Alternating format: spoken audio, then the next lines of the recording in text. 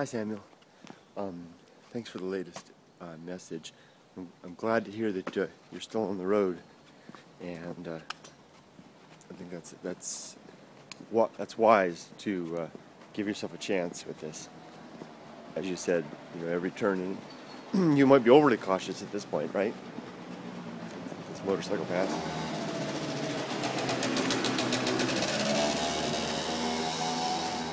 I was encouraged to get your message, and I was especially intrigued that you had found an interest in Ralph Waldo Emerson. And I wanted to just make a quick video and talk a little bit about the influence that he and others of that period have had on me. There's first of all, when I first encountered them, I must have greased it. The philosophical writers, the American philosophical writers of the early to mid 19th century, I was struck by their writing, the beauty of their writing, the words. It's a jewel on it in its own to read. It takes a little getting used to. I first happened upon that when I was about 17, particularly through Thoreau.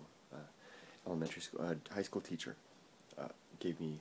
I had read Jack London's The Call of the Wild, I think it was, and I had mentioned to my English teacher about how much I enjoyed the book and nature, and she had walked me over to the library and handed me a copy of Interview with Thoreau's Walden, which was utterly unintelligible to me at the time.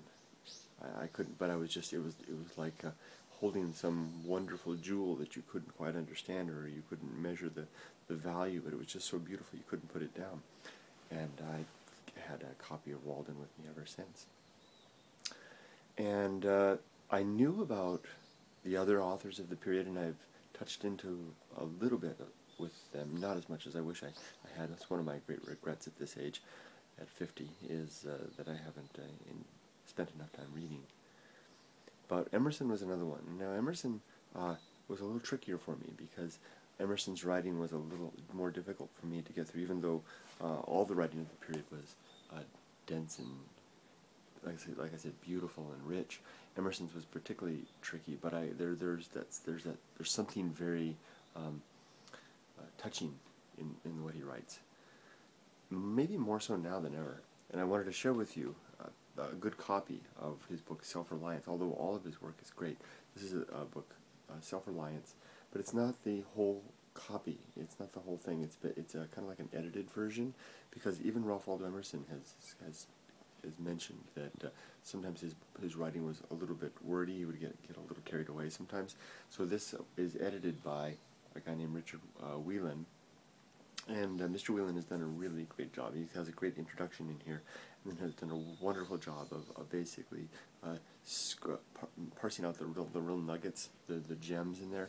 And I really do recommend this book. It's if you're interested in starting down the road of these authors, and particularly of Ralph Waldo Emerson. This is by who's the publisher? This is Three Rivers Press out of New York. The price is $13.99 US, $15.99 Canadian. I bought this last year, so it's current. So it's a Self-Reliance, the writings of Ralph Waldo Emerson, Inspiration for Daily Living, edited and with an introduction by Richard Whelan, and it's really great. Mine's all marked up. You can see, heavily marked up. Beauty within beauty, inspiration within inspiration. So give it a try, and if you're interested, I recommend this copy. And give it a read and see what you think. I think you might. It sounds like it's got a good fit for your disposition. Okay, friend. Good luck, and keep me informed on how things go. Okay.